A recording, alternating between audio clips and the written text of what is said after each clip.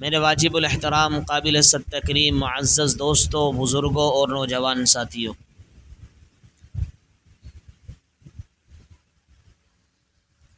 جیسا کہ آپ حضرات کے علم میں ہے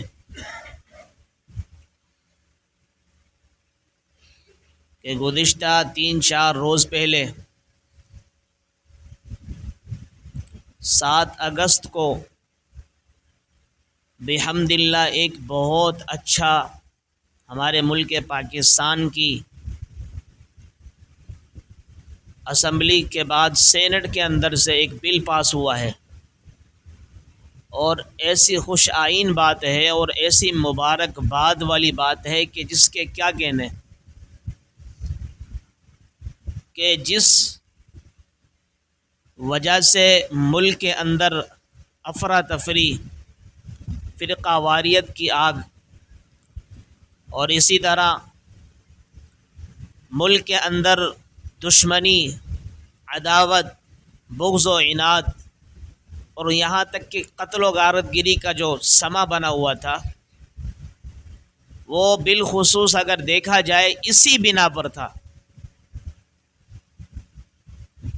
کہ کچھ لوگ اور ایک طبقہ حضور صلی اللہ علیہ وسلم کے اصحاب کو، ان کے ساتھیوں کو، ان کے شاگردوں کے بارے میں برا بھلا کہتا اور ان کو مسلمان تک بھی تسلیم نہیں کرتا، یہاں تک کہ ان کو مرتد قرار دیتا، اور طرح طرح کے ان پہ تہمت اور طرح طرح کی ان کو گستاخیاں کرتا، جس کی بنا پر مسلمانوں کے اندر ایک جذبات اٹھتے، ایک جوش، اور اسی طریقے سے فرمائے کہ انسان کے جتنے بھی اندر کے ایک احساسات ہوتے ہیں وہ تمام تر جاگ اٹھتے، اور پھر مسلمان اپنے آپے سے باہر نکلتا، پھر نکلنے کے بعد مسلمان بھی آپس کے اندر ایک دوسرے کے دست و گریبان ہو جاتے، اور عجیب طرح کا معاملہ تھا کہ مسلمان کو سمجھ نہیں آ رہا تھا کہ یہ ہو کیا رہا ہے۔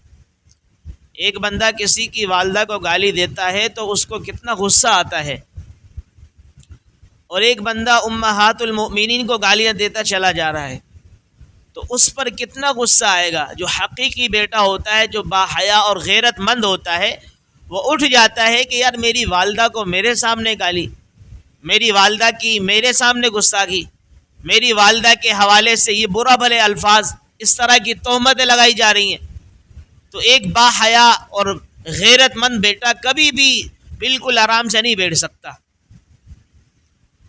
اب یہ ہوتا اس لیے تھا کہ علل اعلان کچھ بھی کوئی کرتا چلا جائے، کوئی قانون نہیں تھا، کوئی گالی دیتا چلا جائے صحابہ کرام کو، اہل بیت کو، امہات المؤمنین کو، تو کوئی قانون حرکت میں نہیں آتا، یہاں تک کہ کوئی صحابہ کرام کے بارے میں کچھ برا بھلا کہتا، اس کے خلاف ایف آئی درج کرائی جاتی تو بڑی مشکل سے وہ درج کی جاتی، آگے کی کارروائی کے تو اللہ ہی حافظ ہے۔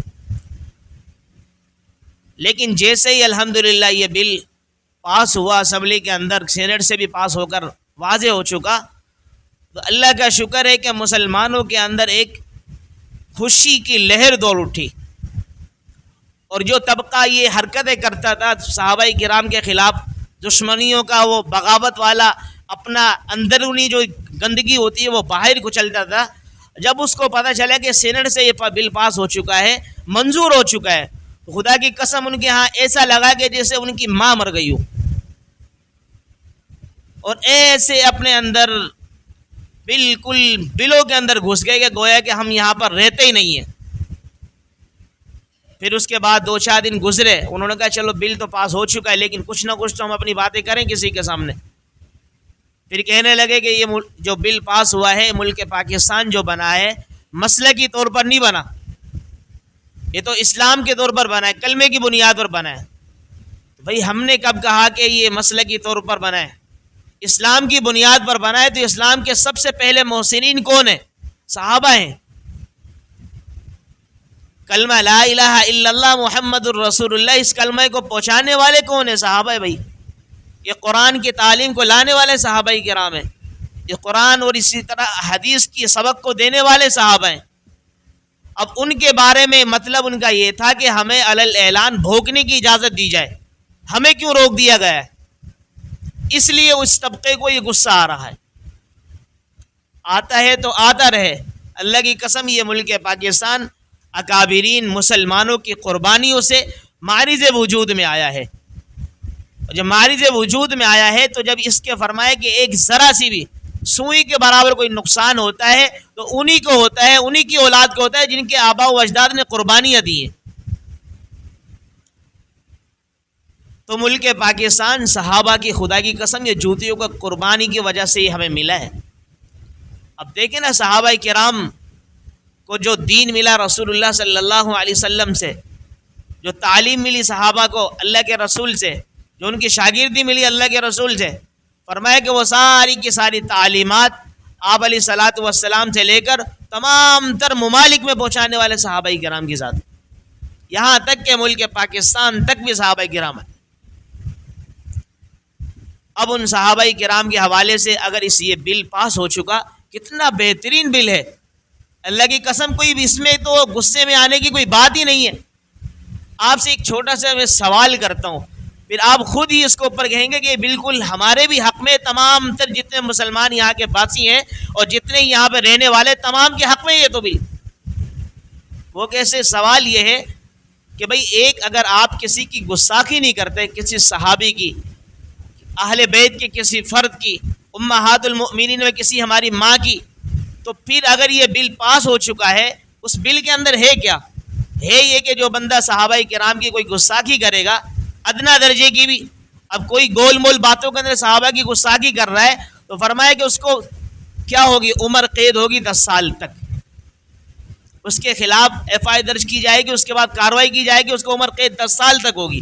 اور صحابہ کرام کے بارے میں کوئی علل اعلان کوئی گالی دیتا ہے, کوئی برا بھلا کہتا ہے, گول بولنی بالکل واضح, تو فرمایا کہ اس کو سزائے موت ہوگی. اس کی سزا یہ سزا ٹھیک نہیں ہے. بھئی ان طبقے سے پوچھنا ہم یہ چاہتے ہیں, اگر آپ بھی صحابہ کرام کو مانتے ہیں, آپ بھی اہل بیت کے گیت گانے والے ہیں, تو پھر آپ کو یہ بل کیوں کھڑک رہا ہے, کیوں تکلیف ہو رہی ہے؟ آپ کو تو خوش ہونا چاہیے. پتہ اس سے یہی چلانا ہے, خدا کی قسم گستاخ یہی ہیں, صحابہ کے دشمن یہی ہیں, کہ تبھی تو یہ بل ان کو اچھا نہیں لگ رہا. تو صحابہ کرام رضی اللہ عنہم اجمعین کی اگر عزت محفوظ ہے, اللہ کی قسم اسلام محفوظ ہے, قرآن محفوظ ہے, حدیث محفوظ ہے, یہ مساجد و مدارس محفوظ ہے, مسلمانوں کی عزت خود بخود محفوظ ہے. اگر یہ صحابہ کرام کو مجروح کر دیں گے, اللہ کی قسم باقی کچھ رہتا ہی نہیں ہے. آپ سمجھتے نہیں ہیں شاید کہ صحابہ کرام کے بارے میں کتنی بڑی شخصیات ہیں. یہ نام تو صحابہ کا ہے, لیکن یہ آپ کو پتہ نہیں, یہ بہت بڑی دیوار ہے صحابہ کی صورت میں. اگر اس دیوار کو ہٹا دیا جائے نا, آپ اندازہ لگائیں, جب کہیں کسی بڑے گودام کے اندر, کسی بڑے بینک کے اندر کوئی چوری یا ڈکیتی کی جاتی ہے, سب سے پہلے کیا کیا جاتا ہے؟ اندر گھس جاتے ہیں فوراً. سب سے پہلے ان گن مینوں کو مارا جاتا ہے جو باہر گارڈ کھڑے ہوئے ہیں. ایسے ہی ہے. اس کے بعد اندر جا کے ساری چیزیں لوٹی جاتی ہیں, نکالی جاتی ہیں. چوری جب کی جاتی ہے, یہ ڈکیتی اسی طریقے سے لوٹا جب جاتا ہے. اسی طریقے سے صحابہ کرام یہ دین کے محافظ ہیں, اسلام کے محافظ ہیں. اللہ کی قسم ان کو ہٹانے کے بعد یہ خود بخود دین کو ختم کر دیں گے. وہ یہ دیکھتے ہیں کہ بھئی جو پہنچانے والی شخصیات ہیں, ہر ایک کو مجروح کر دو, ہر ایک کو نعوذ باللہ کافر قرار دے دو. کافر قرار نعوذ باللہ حضرت ابو ہریرہ کو اگر نعوذ باللہ کہتے ہیں مرتد ہے, اگر وہ مرتد ہو کے 10-12 ہزار حدیث ہے تو گئی. کوئی بھی مسلمان کسی کافر راوی روایت کرنے والی کی حدیث کو لے گا؟ ہرگز نہیں لے گا. اگر ہمارے ذہنوں میں یہ چیز بٹھا دی نعوذ باللہ ابو ہریرہ تو مسلمان نہیں ہے, تو حضرت ابو ہریرہ سب سے زیادہ روایتیں نقل کرنے والے ہیں اللہ کے رسول سے, پھر ہم تو ہماری 10-12 ہزار حدیث تو چلی گئی. ابو بکر صدیق کو کچھ بولے تو اللہ کے رسول کی کتنی زندگی چلی گئی. عمر کو اگر مرتد کہہ دے تو کتنی ساری زندگی ختم ہو گئی. اللہ کی قسم یہ چھوٹا موٹا بل پاس نہیں ہوا, اس میں مسلمانوں کو خوش ہونا چاہیے. سب خوش ہیں نا بھائی؟ اللہ کا شکر الحمدللہ کہنا چاہیے. تشکر کے دن کے نام سے اس کو یاد کیا جاتا ہے. 7 ستمبر کو قادیانی کو کافر قرار دیا گیا تھا اسمبلی کے اعتبار سے, اور الحمدللہ 1 ماہ پہلے یعنی 7 اگست کو اسی طریقے سے گستاخ صحابہ ان کے لیے سزا سنا دی گئی ہے. یہ مسلمانوں کے لیے جو سب سے زیادہ محسن ہے, محسن اعظم ہمارے صحابہ ہیں. اللہ کی قسم دیکھو، نماز بعد کی بات ہے، روزہ بعد کی بات ہے، حج بعد میں، زکوٰۃ بعد میں، احکام بعد میں، قرآن بعد میں، حدیث بعد میں. یہ جو کلمہ پڑھتے ہیں نا، لا الہ الا اللہ محمد الرسول اللہ، جس سے بندہ اسلام میں داخل ہوتا ہے، اس کو بھی نہیں پڑھ سکتے تھے مگر یہ صحابہ نہ ہوتے. ہمیں کچھ پتہ ہی نہ ہوتا کہ ہم ہیں کون. جیسے آج انگریز بھی نہ بہن کی تمیز کرتے ہیں، نہ ماں کی تمیز کرتے ہیں، زنا کر بیٹھتے ہیں. آج ہمارا بھی یہ حال ہوتا ہے اگر یہ صحابہ کرام کی تعلیمات ہم تک نہ پہنچتی. اس لیے میرے عزیزو، یہ بل جو پاس ہوا ہے مسلمانوں کے حق میں ہے، پاکستان کے حق میں، اہل حق کے حق میں ہے یہ. اور اللہ تعالیٰ کا ہم شکریہ ادا کرتے ہیں سارے کہ الحمدللہ رب العالمین. تاکہ ہمیں اللہ کا شکریہ جب بندہ ادا کرتا ہے، اللہ تعالیٰ اس نعمت کو مزید بڑھا دیتے ہیں. اب اگر کوئی صحابہ کرام کی گستاخی کرے گا تو ہم نے کچھ بھی کرنے کی ضرورت نہیں ہے. اب ہمارے سامنے کوئی آئے تو اس کے خلاف ایف آئی درج کرانی قانونی طور پر. دیکھو پہلے ہوتا کیا تھا، کوئی گستاخی کرتے صحابی کی، مسلمان جذبات میں آ جائے، جذبات میں آنے کے بعد اس بندے کو مارنے تک چلے جائے. مطلب یہ قانون کو اپنے ہاتھ میں لے لے، مار دے. اس کے بعد اس کو بھی کیا ہو جاتی تھی، پھانسی ہو جاتی تھی اس بندے کو مارنے والے کو. حالانکہ اس نے صحیح کیا ہے لیکن قانونی اعتبار سے درست نہیں ہے، شرعن بھی درست نہیں ہے، کیونکہ عدالت کے اندر لے جایا جائے گا مسئلے کو. وہ قانونی طور پر اس کو جو بھی سزا دے ان کی مرضی ہے. لیکن کرتے یہ تھے جب قانون نہیں بنا تھا. جیسے اب قانون بن گیا، اب کسی کو اپنے ہاتھ کے اندر قانون لینے کی ضرورت ہی نہیں پڑے گی، بلکہ قانون والوں کے ہاتھ میں اس بندے کو دیا جائے گا کہ یہ بندہ اس نے گستاخی کے لحاظ اس کو کیفر کردار تک پہنچاؤ. اس لیے اللہ رب العالمین کا شکر ہے کہ اللہ رب العالمین نے مسلمانوں کے لیے ایک فتح کا دن دیا. اور یہ صحابہ اگر محفوظ ہیں، ہمارا پورا دن محفوظ ہے. صحابہ محفوظ ہیں، مسلمان محفوظ ہے. صحابہ محفوظ ہیں، یہ مسجدیں محفوظ ہیں. صحابہ کرام کی یہ فرمایا کہ شخصیات محفوظ ہیں، تو یہ مدارس، خانقاہ دینی، مراکز تبلیغی میں سارے کے سارے محفوظ ہیں. ہم کہتے ہیں نا کہ حجۃ الوداع کے موقع پر جب رسول اللہ صلی اللہ علیہ وسلم نے آخری خطبہ ارشاد فرمایا، اس میں اللہ کے رسول صلی اللہ علیہ وسلم نے تمام صحابہ کو وہاں پر مخاطب فرمایا کہ میرے یارو، بتاؤ کہ میں نے اس دین کو آپ تک پہنچا دیا ہے. تو صحابہ کرام رضی اللہ عنہم اجمعین، تمام صحابہ وہاں موجود تھے. انہوں نے کہا اللہ کے رسول، آپ نے دین کو پہنچایا نہیں ہے بلکہ دین پہنچانے کا حق ادا کر دیا ہم تک. پھر اللہ کے رسول نے فرمایا ان سے، اپنے صحابہ سے، میرے یارو یاد رکھو، آپ ہی کی زبان سے آپ ہی اقرار کر رہے میں نے دین کا حق ادا کر دیا آپ تک پہنچانے میں. اب آپ کی ذمہ داری ہے کہ فَلْيُبَلِّغْ مِنْكُمُ الشَّاهِدِ الْغَائِبِ، کہ آپ جتنے بھی یہاں پر موجود ہو، حاضر ہو، آپ کی ذمہ داری ہے غائبین تک دین کو پہنچانا. آج مجھے بتاؤ، کسی بھی کونے کے اندر آپ چلے جائیں، وہاں پر نہیں ہے مسلمان؟ تمام کونے کے اندر مسلمان ہیں، ہر ایک ملک کے اندر. یہ صحابہ ہی کرام نے تو اپنی قربانیاں دی ہیں. وہاں اللہ کے رسول کے جملے کو سنا، اللہ کی قسم اپنی پکتی ہوئی کھجوروں کو چھوڑا، اپنی آل اولاد کو چھوڑا، اپنے گھر بار کو چھوڑا. رسول اللہ کے پیچھے جو نماز ہے، ایک نماز کا ثواب 1,00,000 کے برابر. بیت اللہ کی نماز، مدینہ کی نماز فرمائے گئے 50,000 کے برابر. ان تمام تر ثواب کو چھوڑ کر اللہ کے رسول کے اس ارشاد کو سن کے پورے ملکوں کے اندر چلے گئے. آج بھی دیکھیں مکہ اور مدینہ کے اندر، وہاں اطراف میں اگر صحابہ کرام کی ہماری کتنی قبریں ملتی ہیں، 10 سے 12,000 قبریں ملتی ہیں. بقیہ صحابہ کرام 1,00,000 کے اندر کہاں چلے گئے؟ اس سے دلیل ملتی ہے صحابہ کرام سارے کے سارے تمام تر ممالک میں چلے گئے، پوری دنیا میں پھیل گئے اللہ کے رسول کے اس ارشاد کو سن کر کہ بھائی جو ہمارے پاس موجود ہے، جو چیزیں اللہ کے رسول سے ہم نے سیکھی ہے، اس کو آگے پہنچاؤ. اب اگر کوئی بندہ ہو یا بندی کوئی بھی گستاخی کرے اللہ کے رسول کے صحابہ کی، اللہ کی قسم اس کے اوپر لعنت ہونی چاہیے. اللہ کے رسول نے خود فرمایا اذا رأیتم الذین یسبون اصحابی، کہ جب تم دیکھو میرے صحابہ میں سے کسی کو کوئی گالی دے رہا ہے، کوئی برا بھلا کہہ رہا ہے، لعن تان کر رہا ہے، فقولوا لعنت اللہ علی شرکم، کہ لعنت ہے تمہارے اس شر پر، لعنت ہے تمہارے اس فعل پر، تمہارے اس کردار پر، تمہارے اس طرح برا بھلا کہنے پر. اللہ کے حبیب نے بتایا. اللہ کے رسول صلی اللہ علیہ وسلم کے جو صحابہ ہیں نا، وہ تو اللہ کو بھی اتنے پیارے لگتے ہیں، اس کے کیا کہنے. آپ کو چھوٹی سی مثال قرآن سے دیتا ہوں. سورہ عبس آخری پارہ جو عمہ پارہ ہے، 30واں پارہ، اس کے اندر سورہ عبس غالباً تیسری صورت ابتدا سے. اس صورت کے شروع کا عبس وتولی ان جاءہ الاعمی وما یدریک لعلہ یزکا، او یذکر فتنفعہ الذکری اما من استغنی فانت لہ تصدی وما علیک الا یزکا. یہاں تک اس سورت کا پس منظر آپ پڑھیں, اس سورت کا شان نزول پڑھیں گے. سورت کیسے نازل ہوئی؟ ایک اللہ کے رسول کے صحابی عبداللہ بن مکتوم رضی اللہ تعالیٰ عنہ, نابینا صحابی ہیں. وہ اللہ کے رسول کے پاس آتے, شاگرد ہیں, شاگرد آ جاتے کسی بھی وقت, نابینا ہے. اللہ کے رسول صلی اللہ علیہ وسلم کے پاس آ رہے. اس وقت اللہ کے رسول ایک جو قریش کے کفار تھے, کفار مکہ تھے, ان کے درمیان میں بیٹھے ہوئے تشریف فرما تھے, ان کو کچھ سمجھا رہے تھے. تو اتنے میں حضرت عبداللہ بن مکتوم آ گئے, نابینا صحابی. تو اللہ کے رسول کے پاس آئے تو اللہ کے رسول مصروف تھے. عبداللہ بن مکتوم کو دیکھا یوں کر کے, تو اللہ کے رسول کو تھوڑا سا غصہ آیا کہ یار ابھی تو میں مصروف ہوں ان کے ہاں, میں ان سے پہلے بات کروں, ابھی اتنے میں ہی آ گئے. اللہ کے رسول نے تھوڑا ناگواری کا اظہار فرمایا, تیوری تھوڑی سی چڑھی اللہ کے رسول. تو اللہ کے رسول نے ان کی طرف توجہ نہیں فرمائی, صحابی کی طرف. وہ کفار کی طرف ہمتن ان کو سمجھانے میں لگے ہوئے, تو ان کو تھوڑی نصیحت کر رہے تھے.